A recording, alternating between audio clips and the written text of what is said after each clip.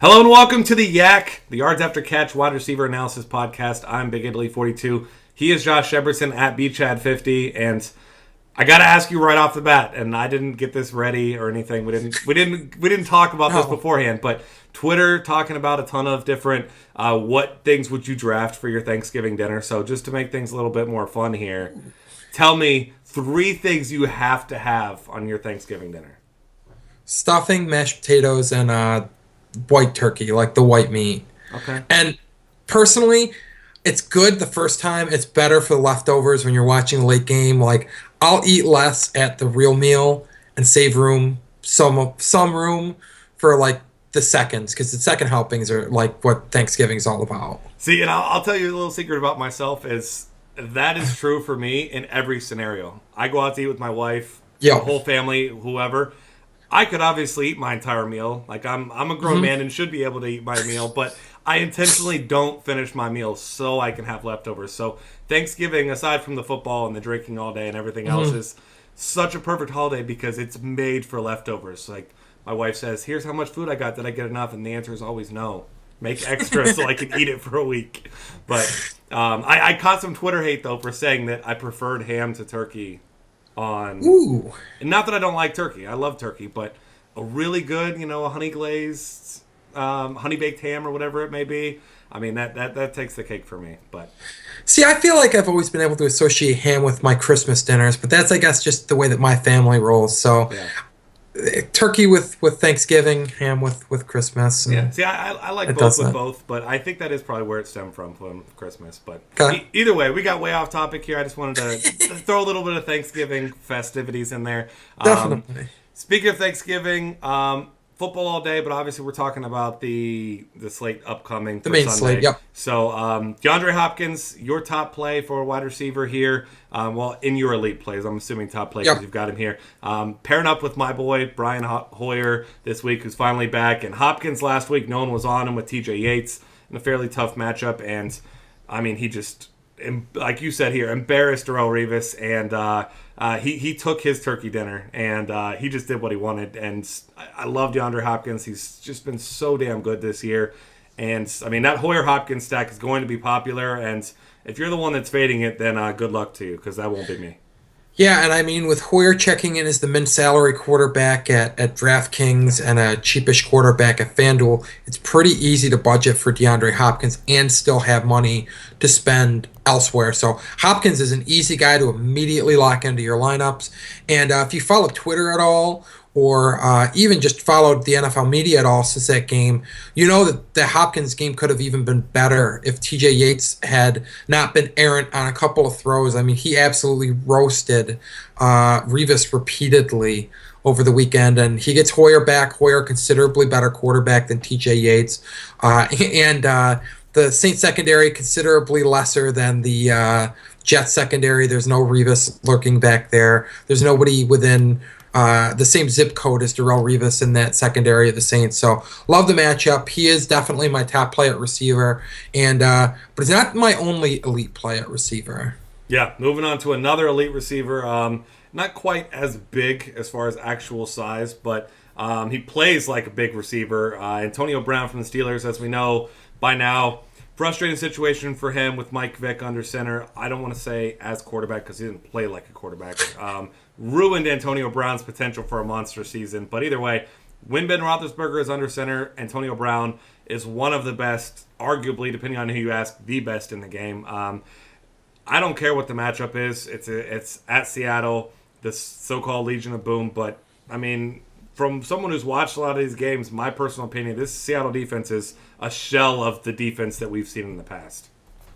Yeah, and it's amazing that even with a 4-game stretch where Brown played with both Michael Vick and Landry Jones starting or taking snaps and no Big Ben, and he totaled 235 yards receiving, that still wasn't enough to drag him down out of second in the league in average receiving yards per game. He averages 114.1 yards per game receiving.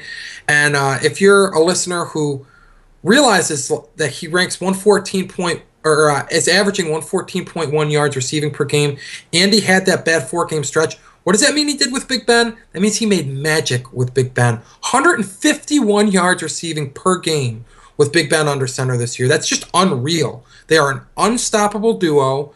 And as we saw the Cardinals do with Larry Fitzgerald against this Legion of Boom secondary, I'd expect Brown to move around so that he isn't necessarily drawing Richard Sherman on every snap. For instance, the Cardinals used Fitz out of the slot a few times. I'd expect to see something similar from Brown. They'll move him around. They'll put him in positions to succeed. And there isn't a single corner in the league that I would take to shut down Antonio Brown when Big Ben is playing quarterback. Yeah, and I mean, my personal bias aside as a Bengals fan, this is one of, if not the best duo in all of football when they're both healthy. And I mean, it's terrifying. And I'm with you there. Josh Norman's been great. I mean, I'd be hesitant if he's matched up with him an entire game, but I mean, right now that's about it. Richard Sherman better back up some trash talk this week if he's gonna hold Antonio Brown down. Travis Benjamin next up as one of your value plays here, and obviously Johnny Manziel back down in third string where he belongs, or at least where his attitude and his demeanor belong. He was starting to play better. I was finally starting to give him some credit. Everyone thinks I just blindly hate Johnny Manziel. He was he was doing well in the short passing game, but now Josh McCown back, and he had his best game of the season against this Ravens team. And I mean, he's a good enough quarterback that they should be able to win this game. And as you mentioned in your article here, Travis Benjamin had himself a pretty good game in that game as well. And I mean, this is a Browns team that has a good opportunity to get this win because the Ravens offense, I mean, you look at what they were 3 weeks ago, or 4 weeks ago, I guess it was, and now, I mean, you saw Steve Smith, Forsett, Flacco, and now it's Matt Schaub, Buck Allen, Kamar Aiken. So it's ugly on the other side. Yeah, and I really think that Benjamin's going to go largely overlooked this week because 2 of his 300-yard-plus receiving games came with Manziel starting. He caught the bulk of his touchdown passes from Manziel this year, but it's a lot of boom or bust with Johnny Manziel at quarterback. Had a terrible game against the Bengals with Manziel starting. Was much more consistent with Josh McCown playing. Actually was targeted at least 10 times in 4 of the 6 games that McCown played from start to finish. Obviously, I'm excluding that Jets game where Josh McCown went airborne and exited early. But throwing that out, I mean, Benjamin and McCown worked really well together. In that first contest against the Ravens, Benjamin caught 6 of 12 targets for 83 yards. And the fact that he was targeted 12 times and only caught 6 passes does indicate that there's some upside. If you get those double-digit targets again and he's a little bit more efficient, Benjamin's line can easily best the 100-yard receiving mark. And at his prices on DraftKings and FanDuel, he's a steal with how well Benjamin and McCown had played together at that price. And considering the matchup with the Ravens secondary that's allowed both the second most DraftKings points per game and the second most FanDuel points per game to receivers this year. Yeah, I'm definitely on board there with him. And then next up, Nate Washington, another Brian Hoyer target. Yep. We've seen him have some good games with or without both these guys, really. And Nate Washington, more proven receiver than a guy like Cecil Shorts, who's in a similar situation to Nate Washington. But Nate Washington, we saw the 1 week that Hopkins was the major chalk. It was stop DeAndre Hopkins from getting the ball, and Nate Washington got fed. Obviously, that was kind of the strategy this past week. You're not always going to stop DeAndre Hopkins. But, I mean, this Saints defense is so bad. Just ask Eli Manning how many different receivers he threw touchdowns to. Actually, running backs as well in that game against the Saints. So, the upside's massive with all these guys. Certainly, you're not looking for a 6-touchdown game like Eli Manning had. But, 300 yards and 3 scores as far as GPP goes is not out of the realm of possibility. No, and you figure the bulk of that work's going to be done throwing to his receivers, and it can't be all DeAndre Hopkins. With Arian Foster gone, they really don't have a great receiving back. Alfred Blue caught a touchdown pass from Cecil Shorts last week. Add that to something I thought I'd never say in my life, but it happened. But beyond that, I mean, Grimes catches a few balls out of the backfield, but they don't really use their tight ends. That means it's going to be DeAndre Hopkins and then Nate Washington and Cecil Shorts. Of the two, Washington's been the more effective receiver this year. He's averaging 57 yards receiving on almost 4 receptions per game, which even if he just hits his averages, you're looking at about 10 DraftKings points. That's pretty good for 3,800 That's a nice punt play. Obviously, the upside exceeds that by a wide margin against the Saints defense that just cannot defend against the pass. They've been torched for 28 passing touchdowns with just 4 interceptions. So quarterbacks aren't even being punished for airing it out frequently against them. With that in mind, I really like Washington's upside. He does have 3 games where he has bested 100 yards receiving this year, and he's just been a consistent target. He's really the second receiver in that offense. Cecil Shorts has 1 more reception than him, but Washington best Shorts in both targets and receiving yards. So I feel pretty comfortable calling Nate Washington the number 2 in that offense. Yeah, I completely agree with you there. Nate, next up, Larry Fitzgerald. I don't know why I was mixing up Nate Fitzgerald. I don't know where I came up with that, but Larry Fitzgerald for the ultra-efficient Arizona Cardinals offense. I mean, you mentioned a number here where you're talking about how many of his targets he's caught, which is an absolutely insane number. Palmer's been very efficient. This team's scoring a ton of points. I believe they're leading the league in points per game. And Larry Fitzgerald has been at the heart of it. I mean, having a resurgent year, so really hard to argue with him. I mean, you even mentioned before we started the show here, I mean, he's a borderline cash game play even. Yeah, I mean, he's really had one clunker all year. In 9 of 10 games, he's bested 55 yards receiving. He's got 7 touchdown grabs this year. He's hauled in 73 of 98 targets, which would be a solid number from the slot. And we're talking about an outside receiver that's taking shots deep. It's not like he's just getting dink and dunk passes from Carson Palmer. So he's been incredibly efficient. He's been incredibly consistent from week to week. He gets targeted regularly. He catches a ton of passes, and he finds the end zone. I mean, he does it all. Really, the only risk with Larry Fitzgerald is the big spread. It's a 10.5-point spread for the Cardinals. If this game gets out of hand early and it's not Fitzgerald putting in the work to put them in the lead, then there's some risk that they turn to Chris Johnson and Andre Ellington and David Johnson and milk the clock. But otherwise, I mean, as long as the team airs the ball out into the fourth quarter, even if they don't, if Fitzgerald is responsible for the early scores that put them up big, he'll deliver on his salary. So I really like Larry Fitzgerald this week. I listed him with the GPP plays, but he's pretty darn close to being a lock in cash games as well. Yeah, absolutely. I mean, you're hard pressed to find a more consistent player than him at wide receiver this year. Allen Robinson, one of the two Allens, the two-headed Allen monster for Jacksonville. He's a huge target. He's played well. Got a great matchup. San Diego, I keep saying it every week. I'm not the only one. I don't mean to say it. Just look at me. I mean, everyone notices how bad this San Diego defense is, and now the offense is equally terrible. So, I mean, this is basically, it's weird to think of a player like Allen Robinson for the Jaguars facing a team that's probably getting the number 1 pick in the draft. Usually they're the team getting the number 1 pick. Yeah, I mean, they're in the division, which is also kind of crazy and surprising, but that speaks more to the AFC South than anything else. But Allen Robinson's emerged as a legitimate stud receiver in year 2.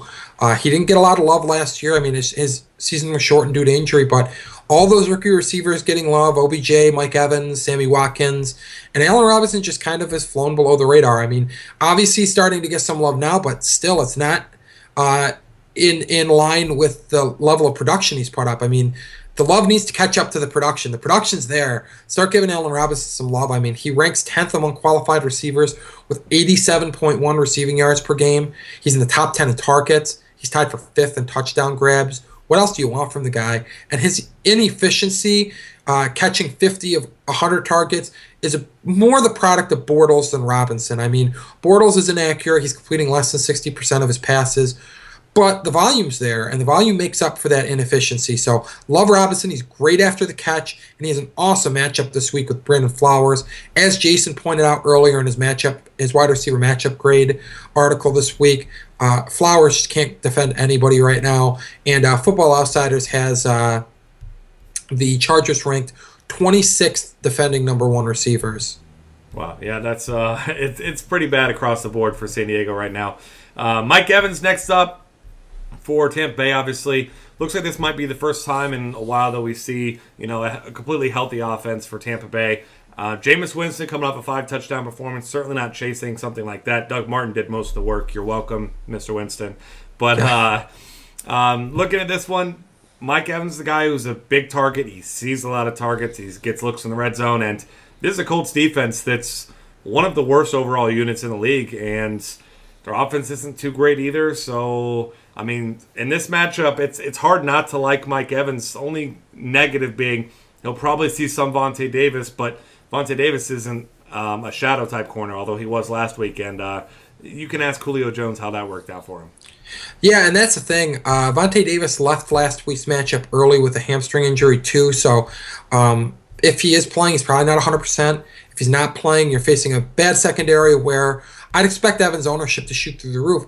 There's a part of me that's actually hoping from a GPP perspective that Davis does play so that you don't have the herd flocking to Mike Evans, because as you noted, he's not typically a shadow corner. He's going to guard one side of the field, and that means he's going to catch some Vincent Jackson. He's also going to play some Mike Evans. But when Evans isn't lined up with Davis, you'd expect Evans to get some targets. The Colts have been bad at defending receivers. I mean, they've allowed the fourth most DraftKings and FanDuel points per game to wideouts this year. So when Evans isn't matched up with Davis, which could be the whole game. I mean, if Vontae Davis doesn't play, there is no Vontae Davis to take Evans away. He's going to be facing a below-average corner, and that bodes well for a guy who's the clear-cut number one in his passing attack. And Mike Evans did find the end zone for the second time last week. Hallelujah for that. He only had one touchdown reception before that.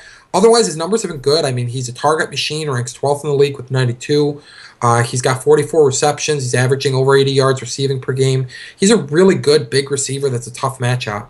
Yeah, it's not an easy cover for anyone.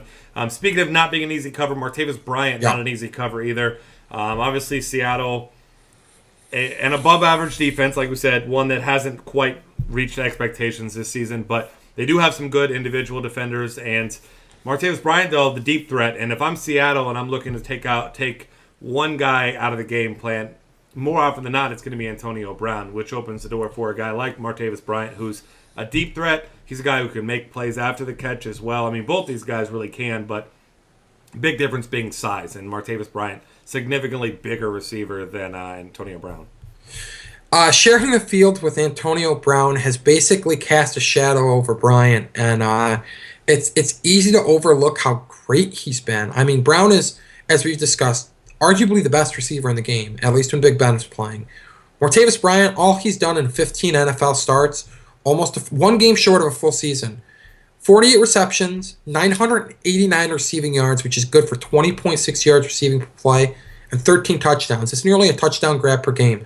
This year he has 5 touchdowns in 5 games, so he is averaging literally a touchdown grab per game, averaging 88 yards receiving per game. The guy has been a monster, and at 6'4" and 211 pounds, I don't care what secondary he's facing. He's a matchup nightmare, especially in the red zone. He doesn't have to do anything on the rest of the field. If he's going to continue to have a nose for the end zone and be that big target that you can't match up with, then he's always in play to score a touchdown. He's always got a high ceiling. Because it is a tough matchup, he is really the most true GPP-only pick of these receivers. I don't feel comfortable with him in cash games because Brown does get the bulk of the targets. It is a tough secondary. But as far as GPPs go, the sky is the limit for Martavis Bryant every single week. Yeah, and I'm with you. And just the perceived very tough matchup is certainly going to keep his ownership really, really low in this one. So I like that as a nice contrarian play. That's going to wrap things up for us. Find us on Twitter at DF Cafe. Subscribe to our YouTube channel and check out the rest of our great content at dailyfantasycafe.com. And happy Thanksgiving. Enjoy your ham and your turkey, whichever you prefer.